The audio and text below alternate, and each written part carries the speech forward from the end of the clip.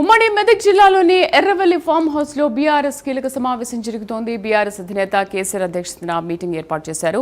Party సంస్థాగత నిర్మాణం, సభ్యత్వం, పార్టీ ఇన్ఛార్జీల నియామకంపై సమావేశంలో చర్చించారు. సమావేశానికి కేటీఆర్ ప్రధాన కార్యదర్శులు, అసెంబ్లీ ఉభయ సభల్లోని పార్టీ డిప్యూటీ ఫ్లోర్ లీడర్స్ హాజరయ్యారు. సమావేశానికి మొత్తం 23 మంది నేతలు వచ్చారు. పూర్తి సమాచారం మా కరెస్పాండెంట్ చందు అందిస్తారు. చందు, సమావేశం వివరాలేంటి? అసలు ఇంకా సమావేశం జరుగుతూనే ఉందా? ఏ విధంగా వ్యవహరిస్తున్నారు? శ్రీదేవి ఎర్రవెల్లి నివాసంలో కేసీఆర్ అధ్యక్షతన సమావేశం దాదాపు 3 గంటలుగా కొనసాగుతూ ఉంది. ముఖ్యంగా పార్టీకి సంబంధించినటువంటి 23 మంది ముఖ్య నేతలు కూడా హాజరయ్యారు. పార్టీ సభ్యత్వ నమోదు, పార్టీ బలోపేతం పైన ప్రధానంగా చర్చిస్తున్నట్టుగా మనకు తెలుస్తుంది. అదేవిధంగా తాజా రాజకీయ పరిణామాలపై కూడా చర్చ జరుగుతున్నట్టుగా తెలుస్తుంది. ఎందుకంటే ఒకవైపు ఇటీవల మోడీ హైదరాబాద్ నగరానికి వచ్చారు. అటు చంద్రబాబు నాయుడుతో పవన్ కళ్యాణ్తో కూడా భేటీ అయ్యారు. దాదాపు అటు చంద్రబాబు నాయుడుతో గంట సేపు భేటీ అయ్యారు. పవన్ కళ్యాణ్తో 15 నిమిషాల పాటు భేటీ అయ్యారు. అసలు ఆ భేటీలో ఏం జరిగిందని చాలా ఆసక్తికర పరిణామాలు అయితే చోటు చేసుకున్నాయి.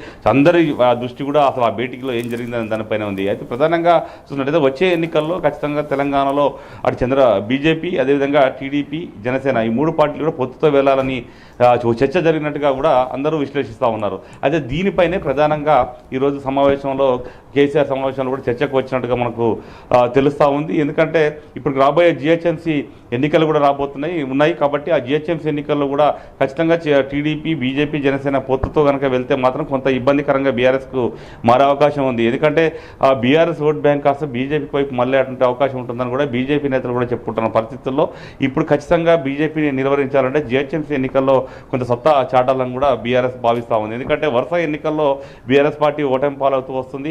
ఎందుకంటే సర్పంచ్ ఎన్నికల్లో కొంత ఆశించిన ఫలితాలు వచ్చాయని వాళ్ళు చెప్పినప్పటికీ కూడా మెజార్టీ స్థానాల్లో అధికార పార్టీ కాంగ్రెస్కు ఎక్కువ వచ్చాయి. ఇక బీజేపీ కూడా రాష్ట్రంపై దృష్టి సారించింది కాబట్టి ఖచ్చితంగా బీజేపీని కూడా నిర్వహించాలి, రాష్ట్రంలో ప్రత్యామ్నాయంగా తామే ఉండాలి అనేటువంటి భావనలో కేసీఆర్ ఉన్నారు. ఈ క్రమంలోనే దీనిపైన కూడా చర్చ అయితే జరుగుతున్నట్టుగా మనకు తెలుస్తూ ఉంది. మరోవైపు ఒకవైపు బండి సంజయ్ దుమారం కూడా పెద్ద ఎత్తున కొనసాగుతూ ఉంది. రాష్ట్రంలో బండి సంజయ్ కుమారుడు భగీరథ సంబంధించిన అంశం హాట్గా మారింది.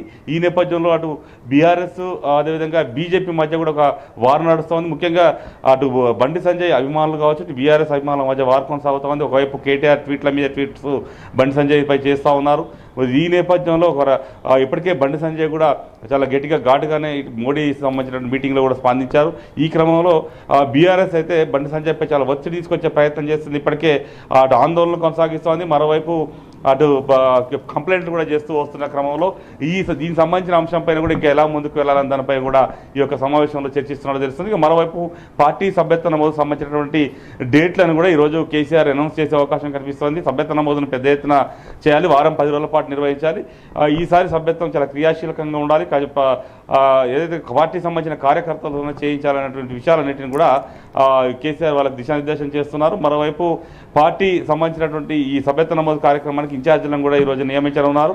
మరోవైపు పార్టీ కమిటీలకు సంబంధించి కూడా త్వరలోనే సభ్యత్వ నమోదు తర్వాత ఒక నిర్ణయం తీసుకుంటానని కూడా వాళ్ళ నేతలకు చెప్పే అవకాశం కనిపిస్తుంది. మరోవైపు ఒకవైపు రాష్ట్రంలో రైతు సమస్యలు తీవ్రంగా ఉన్నాయి. రైతులంతా కూడా వరిధాన్యము, మొక్కజొన్న కొనాలంటూ కూడా ప్రభుత్వంపై ఒత్తిడి చేస్తున్నారు. వాళ్ళంతా కూడా కళ్ళాల వద్ద పడిగాపులు కాస్తున్న పరిస్థితి కనిపిస్తున్న నేపథ్యంలో ఇప్పటికే బీఆర్ఎస్ పార్టీ నేతలు అటు మాజీ మంత్రి హరీష్ రావు కావచ్చు, ఎర్రబెల్లి దయాకర్ రావు కావచ్చు, ఇట్లా కీలకమైన నేతలంతా కూడా వరిధాన్యాలు రైతుల వద్దకు వెళ్ళి పరామర్శిస్తున్నారు. వాళ్ళ వరిధాన్యం కొనాలి అని కూడా ప్రభుత్వాన్ని డిమాండ్ చేస్తున్న క్రమంలో ఈ ఒత్తిడి ఇంకా ప్రభుత్వంపై తీసుకురావాలి. ఖచ్చితంగా రైతులకు పక్షాన బీఆర్ఎస్ పార్టీ నిలవాలి.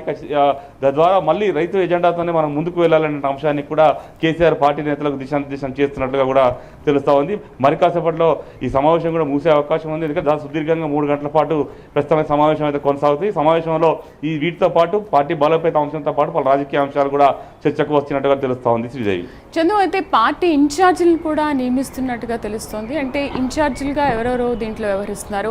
అండ్ రైతు నేస్తం అనే కాన్సెప్ట్ పైన మళ్ళీ ముందుకు వెళ్దాం ప్రజల్లో అనుకుంటున్నారు కదా. అయితే ఇప్పుడు రైతులు ఎదుర్కొంటున్న సమస్యలపైన ఎక్కడెక్కడ ఫోకస్ చేయబోతున్నారు మెయిన్?